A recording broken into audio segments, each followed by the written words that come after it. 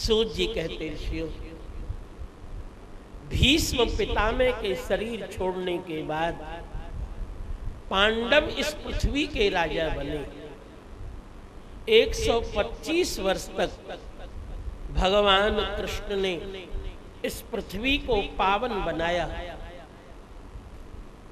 125 वर्ष तक पृथ्वी पर रहने के बाद भगवान कृष्ण अपने गोलोक धाम को चले गए। भगवान कृष्ण को जाने के बाद पांडवों को भी ये संसार अच्छा नहीं लगा। जो भगवान के साथ खाए हों, भगवान के साथ सोए हों, भगवान के साथ बैठे हों, जिनका रथ भगवान ने हाँका हो, उनको भगवान के बिना अब कैसे अच्छा लगता है। जब श्री कृष्ण नहीं तो अब हम भी संसार में रह करके क्या करें। पांडवों ने अपने पौत्र परीक्षित को राजा बना दिया और पांडव गंगा के किनारे चले गए। हम अपना देह त्याग वहीं पर करेंगे। हमारे पूर्वज अंतिम समय गंगा के किनारे जाते। पांडव घर छोड़ करके उत्तराखंड आ गए।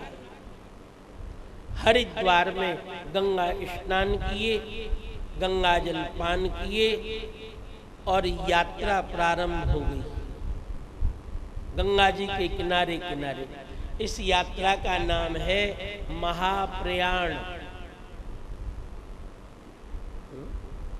महाप्रयाण अर्थात लौट करके नहीं आना है। आप तीर्थ यात्रा जाते हैं, आपको लौट करके अभी घर जाना है। पांडवों को अब लौटना नहीं। इसीलिए इस यात्रा का नाम उन्होंने लिखा महाप्रयाण। गंगा जी में स्नान, गंगा जल पान और गंगा के किनारे किनारे। सूत जी कहते ऋषियों, क्या समझा तुमने?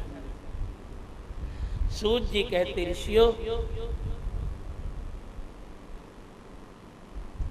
जब तुम्हारा गृहस्थाश्रम पूर्ण हो जाए,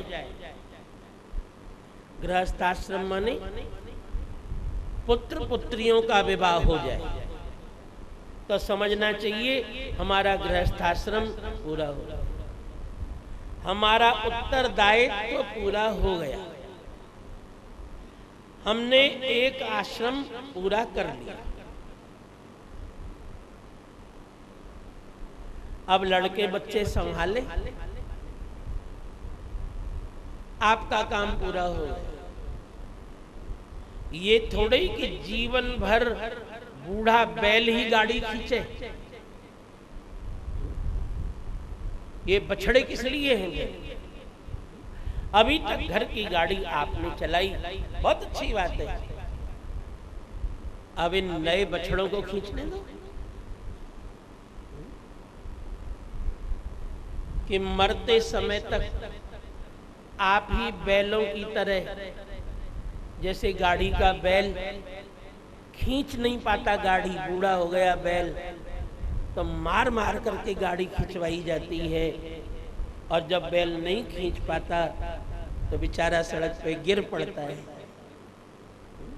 फिर भी उसको कौच कौच करके उठाया जाता है। बैल क्यों बनते? ये तो पशुओं का जीवन है। तुम ही गाड़ी खींचो केवल घर की। अभी तक आपने घर की जिम्मेदारी संभाली, अब इनको संभाल लेना। 60 वर्ष तक घर के काम पूरे कर देना चाहिए। 60 वर्ष के बाद अपना जीवन अधिक से अधिक तीर्थों में और भगवान की कथाओं में बिताना चाहिए। जहां जहां भगवान की कथा हो जाओ, कुछ धन भी खर्च हो तो क्या आपत्ति है। अभी तक कमा कमा के सब इन बच्चों के लिए किए, अब अपने लिए भी कुछ करो। कुछ अपने लिए भी तो करो।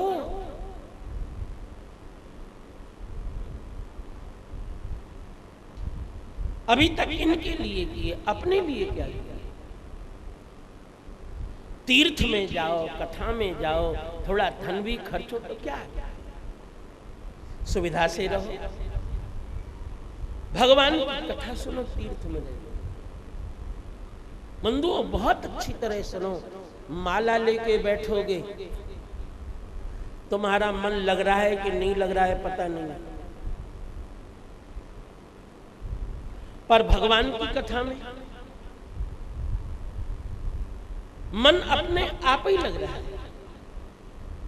इसीलिए भक्ति का सबसे पहला सोपान श्रवण, श्रवणम कीर्तनम विष्णु स्मरणम पाद सेवनम अर्चनम वंदनम दास्यम सक्षमात्म निवेदनम। श्रवण भक्ति ही प्रधान भक्ति है। मैंने सुबह भी कहा था, एक सीढ़ी पे पैर रख दिया जाए तो धीरे धीरे आदमी अंधेरे में भी टोटो करके सीढ़ी पहुंच जाए। इसीलिए ज्यादा से ज्यादा समय भगवान की कथाओं में बिताओ, और जितना ज्यादा भगवान की कथा सुनोगे उतना ही भगवान से प्रेम बढ़ता जाएगा। अरे किसी के भी गुणों को जितना ज्यादा सुनोगे उतना उससे प्रेम बढ़ेगा, स्वाभाविक बात। भगवान के गुणों को जितना ज्यादा सुनोगे उतना भगवान से प्रेम बढ़ेगा। बस यही तरीका है भगवान से प्रेम बढ़ने का। किसी के गुणों को जितना ज्यादा सुना जाए उतना ही उससे प्रेम बढ़ता है। अधिक से अधिक भगवान की कथा से।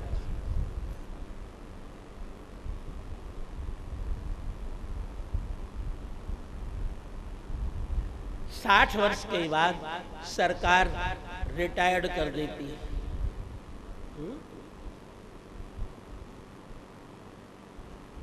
अर्थात क्या मतलब है इसका?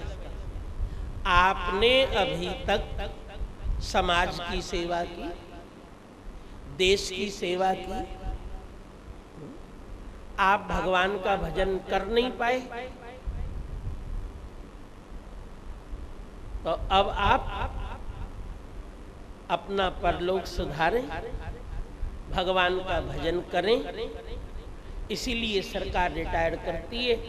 हाँ, तो आप कहते हो भजन करेंगे तो भोजन, तो सरकार पेंशन भी देती है। बताओ कितनी अच्छी सरकार है। भोजन की व्यवस्था सरकार करेगी, आप भजन करो। कितनी अच्छी सरकार है। किंतु मनुष्य इतना बदमाश है, मनुष्य इतना बदमाश है कि रिटायर्ड होने के बाद भी काम ढूंढता है और काम करता है। इससे बड़ी मूर्खता और क्या होगी? यदि काम ही करने लायक होते तो सरकार क्यों छोड़ती? इसीलिए जीवन भगवान की भक्ति में बिताना चाहिए, और भक्ति में भी अधिक से अधिक भगवान की कथा सुनना। कोई बात आज समझ में नहीं आएगी, कल आएगी।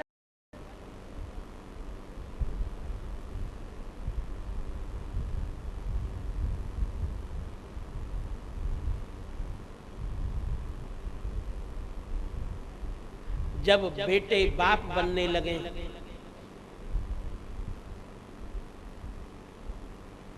समझ रहे हो लोग? जब तुम्हारे बेटे बाप बनने लगे तो बापों को बाप नहीं बनना चाहिए, बेटे ही बाप बने। क्यों भाई? फिर तो शर्म लगना चाहिए थोड़ी। बेटे जब बाप बने तो आपको बाबा बनना चाहिए। क्यों? और तुम्हारे पोती पोता कहते भी हैं, बाबा कहते हैं, पर आप बाबा बनने को कहां तैयार हैं? आप तो बाप बनने को तैयार हैं। फिर तो बाबा बनना चाहिए। फिर आपको हमारे डिपार्टमेंट में आ जाना चाहिए। शर्म लगना चाहिए। नाती पोते बाबा कह रहे हैं तब तो, और आप मानने के लिए कहां तैयार?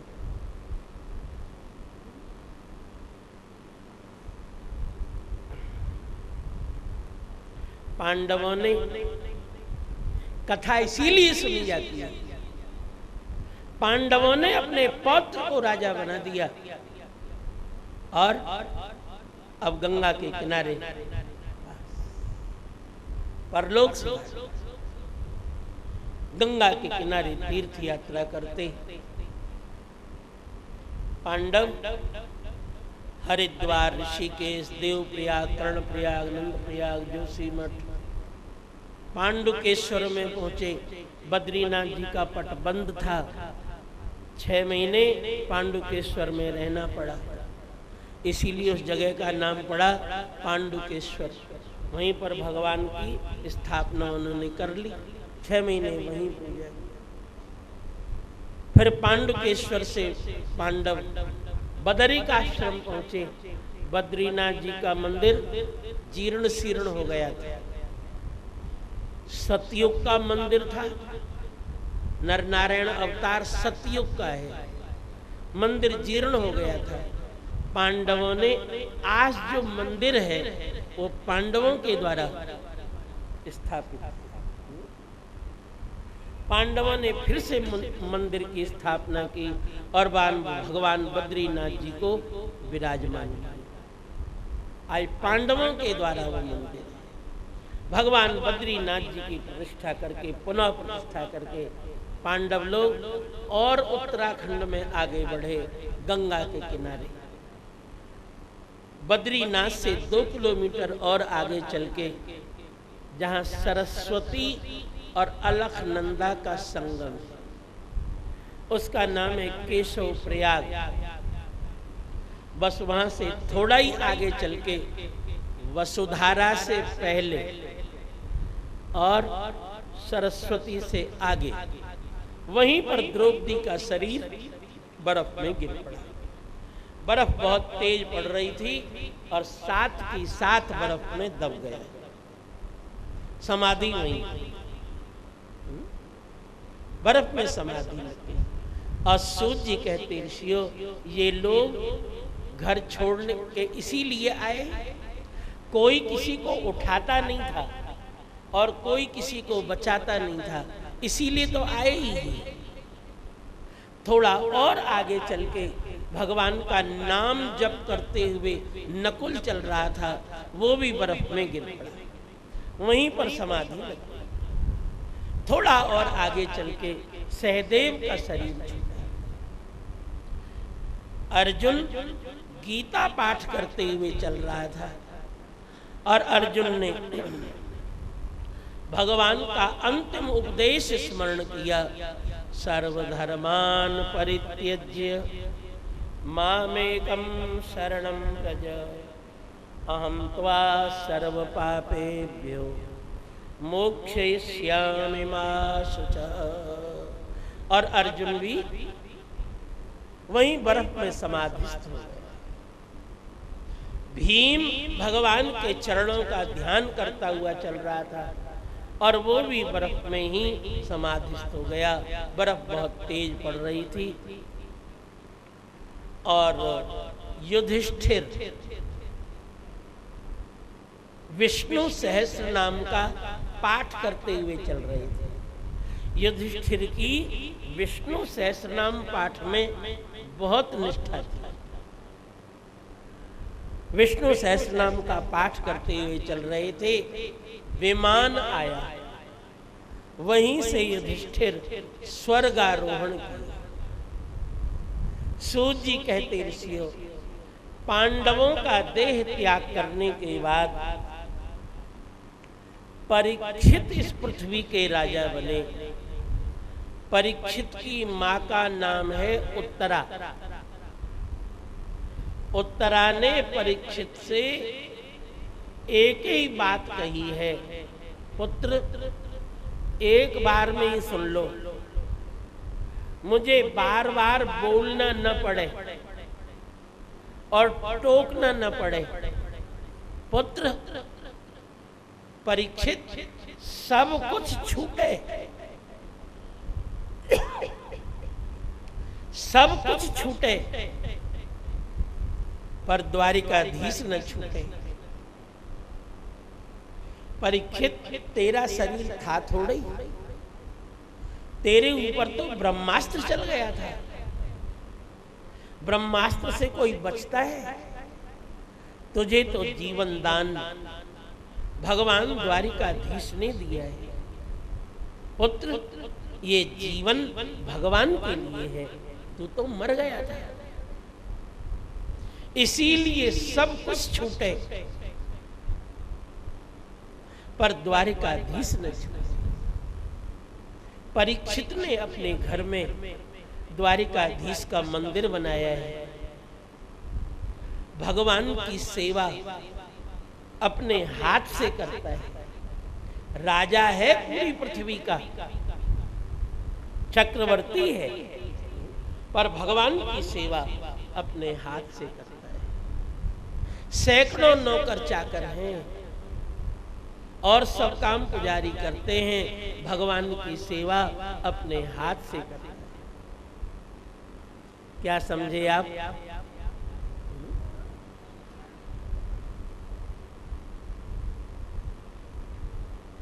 घर के सब काम नौकरों से कराएं,